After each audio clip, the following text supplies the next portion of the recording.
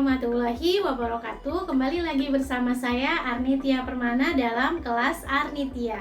Baiklah, hari ini kita akan membahas materi terakhir di kelas 8, yaitu tentang mengembangkan kegemaran membaca pada buku fiksi dan non-fiksi. Namun sebelum kita membahas lebih lanjut tentang materi ini, Ibu akan sampaikan dulu KD, kompetensi dasar dan tujuan pembelajaran dalam pembelajaran hari ini.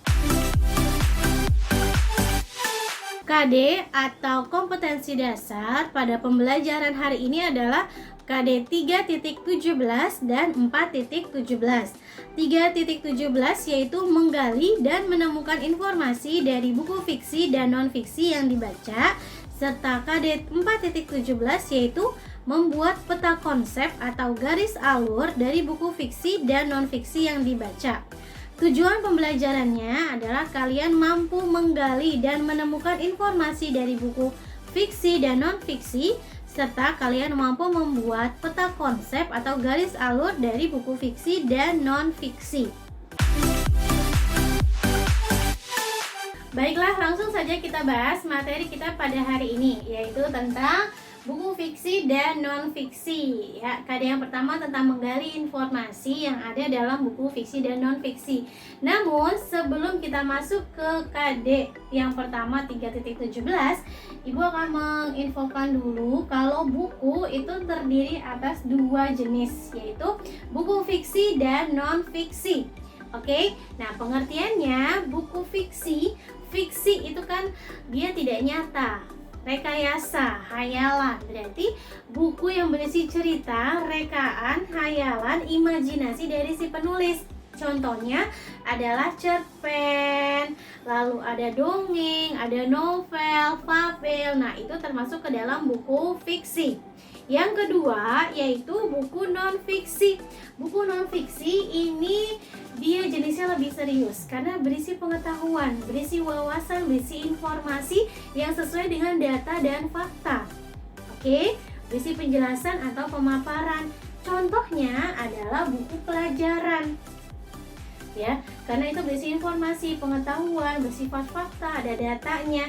Lalu ada biografi. Biografi di situ memang ada tokohnya, tapi tokoh di situ diceritakan secara nyata berdasarkan fakta-fakta yang terjadi pada kehidupan si tokoh. Oke, lalu selanjutnya adalah ensiklopedia. Ini jelas merupakan buku non-fiksi karena berisi pengetahuan yang bersumber dari penelitian, data, atau fakta yang ada di dunia nyata. Oke, itu penjelasan mengenai buku fiksi dan non-fiksi. Oke, sekarang kita masuk ke bagian cara menemukan informasi dalam buku. Nah, cara yang bisa kita lakukan adalah dengan mencari indeksnya. Jadi, mencari informasi melalui indeks. Indeks ini biasanya terdapat di buku bagian akhir, jadi di halaman-halaman akhir sebelum daftar pustaka. Itu ada indeks ya. Nah, bagaimana cara melihat indeks atau mengetahui informasi melalui indeks? Nah, kita harus tahu dulu nih pengertian dari indeks. Indeks ini adalah daftar kata. Daftar kata atau istilah penting yang terdapat dalam buku tersebut. Itu. Nah, ini adalah contoh penulisan dalam indeks. Puisi, ada tanda pisah, ada halaman, ada angka-angka. Nah, angka-angka ini adalah halamannya. Jadi kalau ada tulisan puisi lalu tanda pisah 120,142, ini maksudnya kita bisa menemukan kata puisi atau penjelasan mengenai puisi atau hal yang berkaitan mengenai puisi itu ada di halaman 120 dan halaman 142 gitu. Jadi mempermudah kita menemukan informasi, tidak harus membaca dari awal sampai akhir gitu ya. Kalau kita memiliki buku nih, kita lihat dulu indeksnya, lalu kita lihat nih, kita cari kata yang mau kita ingin ketahui informasinya. Oh, ini ada lagi nih, drama. Drama, ini kata yang mau kita cari, drama. Lalu di sini ada 165, 188, berarti informasi mengenai drama ada di halaman 165 dan 188. Itu adalah cara membaca indeks, dan itu kegunaan dari indeks. Oke, selanjutnya kita masuk ke cara menemukan informasi dalam buku yang kedua, yaitu dengan cara mencatat isi buku tersebut. Bagaimana cara mencatatnya? Pertama, kita tentukan dulu kata atau istilah yang mau kita cari tahu. Setelah itu, kita cari halamannya, ya, cari penjelasannya dalam halaman indeks. Lalu, kita pahami kata atau istilah itu dalam kalimat atau dalam halaman tersebut. Ini maksudnya untuk apa, artinya apa. Jadi disesuaikan dengan konteks kalimatnya. Dan yang terakhir, catat bagian-bagian pentingnya.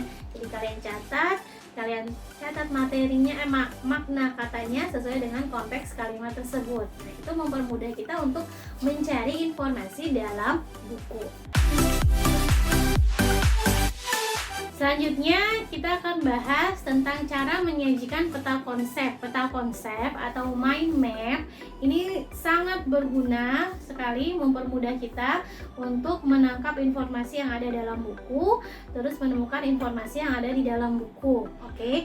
Nah, cara menyajikan atau membuat peta konsep atau mind map adalah yang pertama, kalian harus membaca isi bukunya terlebih dahulu. Kalian baca mulai dari daftar isinya apa saja, lalu kalian baca bagian per bagian, bab per bab.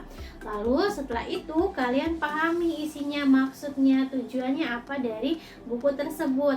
Lalu baru kalian mulai mencatat poin-poin penting dari bab 1 ini berisi tentang apa. Kalian tulis kata-kata pentingnya yang bisa mempermudah kalian mengingat tentang informasi dari bab 1. Lalu bab 2 juga demikian, apa intinya, ditulis kata-katanya. Bab 3 sampai yang terakhir itu adalah cara menyajikan dari peta konsep atau mind map. Nah, supaya kalian lebih merasa tertarik, menarik, informasinya juga lebih bisa diterima, kalian bisa menyusun kata-kata itu menjadi ilustrasi-ilustrasi yang menarik. Misalnya kalian membuat pohon, lalu atau membuat bagan, atau membuat bentuk-bentuk unik, misalnya tanda panah, ada lingkaran, diberikan tanda panah. Pokoknya dibuat sekreatif mungkin supaya lebih menarik dan lebih bisa dipahami oleh pembaca lain. Oke. Oke, baik, selanjutnya kita akan mengetahui cara atau teknik membaca untuk menemukan informasi. Ya, yang pertama dengan cara fiksasi. Maksudnya fiksasi di sini kita menyiapkan kertas dulu yang berisi titik-titik sebagai latihan ya. Jadi kita fokus ke titik-titik dalam kertas itu. Misalnya kita langsung melihat titik ini. Nah, kita praktikkan dalam buku atau halaman seperti itu. Jadi kita fokus kepada tulisan beberapa kata. Kita lihat baris satu kata, kita fokus, baris kedua fokus ke beberapa kata. Jadi samakan itu seperti titik. Yang kedua, teknik membacanya adalah dengan menggunakan teknik zigzag. Jadi mata kita zigzag dari samping kiri ke kanan, kiri ke kanan, kiri ke kanan, seperti itu. Lalu teknik spiral, berarti mata kita membuat spiral ya, dan melihat kata kalimatnya seperti itu. Ya, teknik diagonal dia menyilang gini, lalu teknik vertikal dia turun langsung ke bawah, mata kita langsung melihat ke bawah. Itu adalah teknik atau cara mencari informasi dalam sebuah teks atau dalam sebuah buku. Demikian pembelajaran hari ini, semoga dapat dipahami dan bermanfaat. Wassalamualaikum warahmatullahi wabarakatuh.